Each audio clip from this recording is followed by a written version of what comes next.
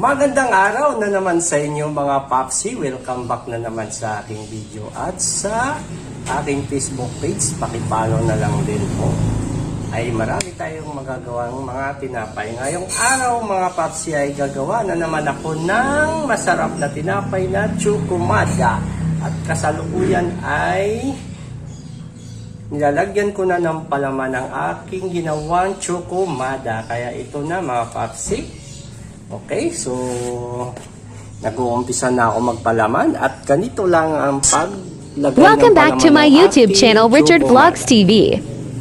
Please subscribe YouTube channel. Thank you for watching. Simple. Don't forget follow, like, and share Facebook page. So ilapit lang natin yung ating camera para mas klaro. Ayan, so umpisa na natin ang paglagay ng ating tsukumada. Ganun lang yan kasimple mga Popsi. Saka lang natin pit-pitin. Yan. Ganun lang kasimple. At ipigura lang natin ng ganito. Yan. So, ito na yung ating tsukumada. So, ilagay lang natin sa ating tray na mayroong large para hindi dumikit.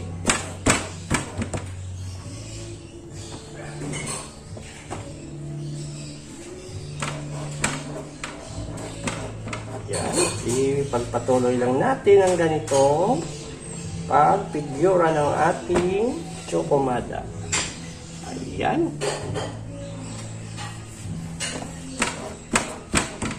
So, madali lang ito mga Popsi gawin.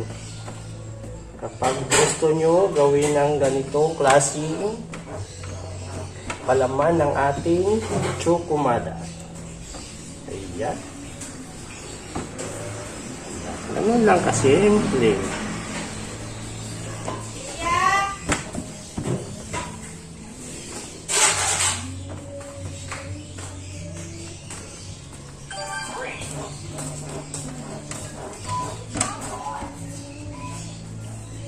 Yan. So, ulit-ulit lang paulit-ulit lang natin ito gagawin.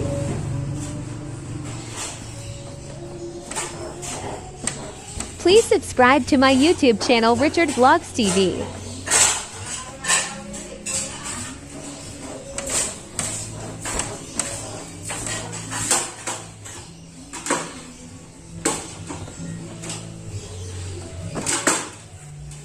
Yan.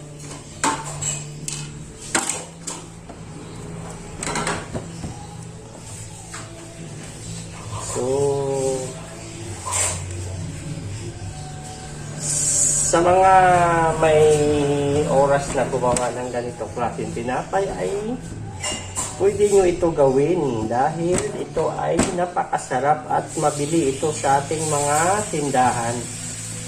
Dahil ito ay masarap na merienda lalo na kapag nagkakape at sa mga gusto nagmimerienda ng tinapay araw-araw. Yan, oras-oras. Ito ay madali at masarap na merienda. Ang tsukumada. Ayan. So, magpalaman lang muna tayo lahat. Lagyan muna natin ito ng palaman lahat at ipigura.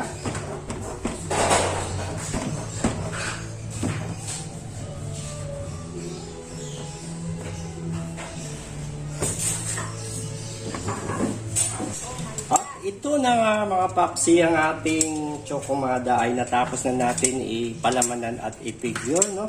Kaya ito ngayon ay hiwaan na lang natin ito sa gitna ng tatlong hiwa. Yan. Para kapag ito ay niluto natin ay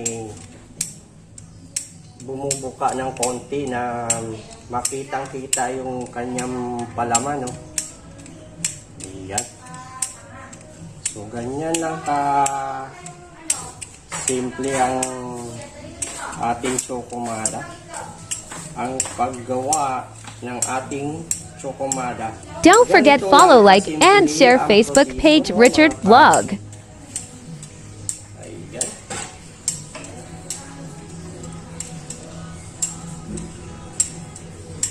Ayan. So, nakagawa ako ng 2 tray ng ganito, no? Ayan. So, matapos natin hiwaan mga papsi ay pahidan natin ng itlog na pinagsama ang ibak milk, no? Para mas lalong masarap ang ating tsokomada. Ipahid lang natin yan sa ibabaw. Ayan. So, malinamnam ang ating tinapay pag ganito na pinapahidan natin ng itlog at pinagsama ang ibap, no? Yan, so malinamnam ang ating tinapay.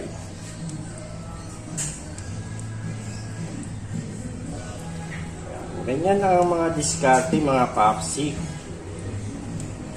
para balik-balikan yung ating tinapay ng mga customer. Yan. So pagkatapos natin ito pahidan ay paalsahin lang muna natin ito ng mga 1 oras bago natin lulutuin. Ayan, so okay na yung ating tsokomada. At maghihintay lang tayo dito ng 1 oras para umalsa at bago natin luto. Hello mga papsi! Ito na. Lulutuin na natin yung ginawa ko kaninang tsokomada. At mainit na yung ating oven. So ready, isasalang na natin ito. Ayan. So saktong-sakto yung init. At ayan. So ganda din yung alsa ng ating tsokomada.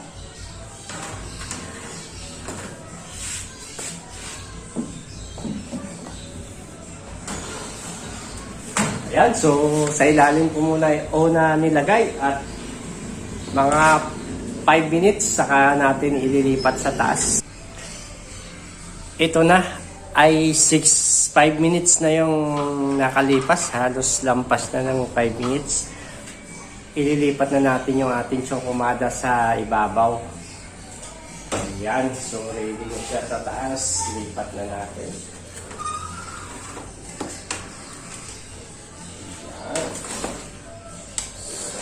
Malapit na itong maluto.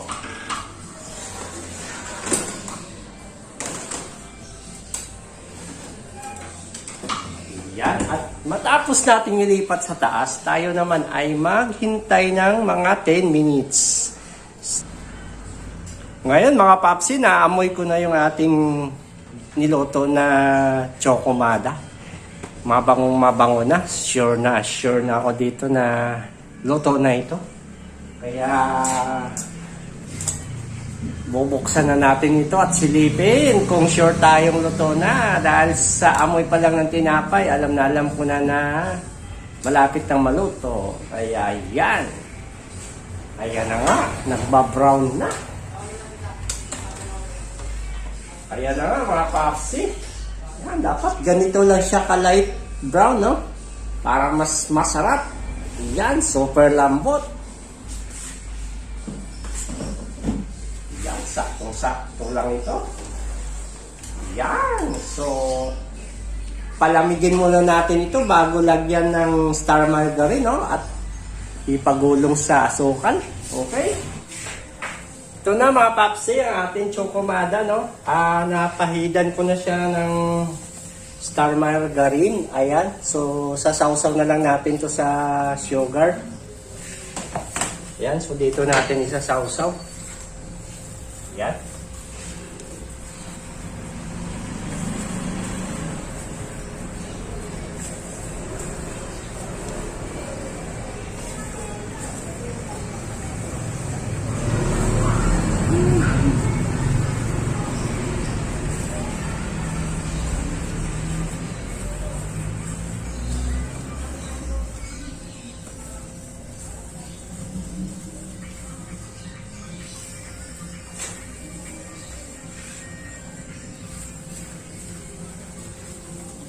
Sarap na!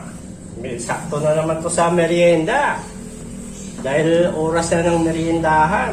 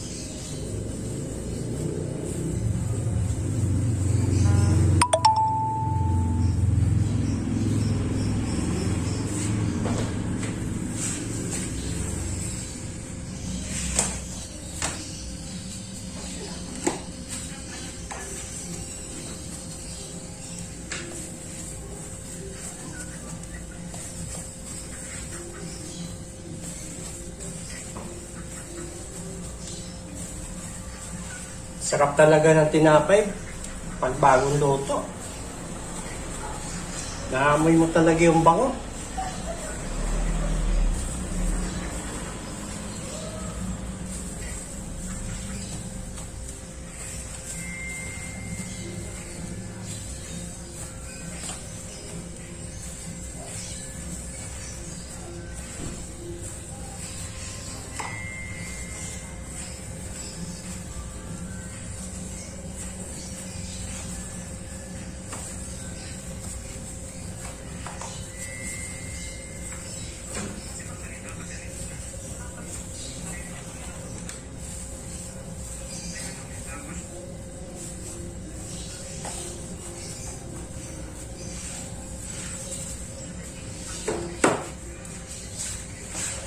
Ayan, finish na.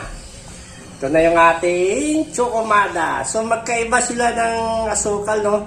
Yung isa kasi yung powder sugar yung nilagay ko. Yung isa pure na sugar talaga siya. Ayan. Kaya iba yung itsura nila.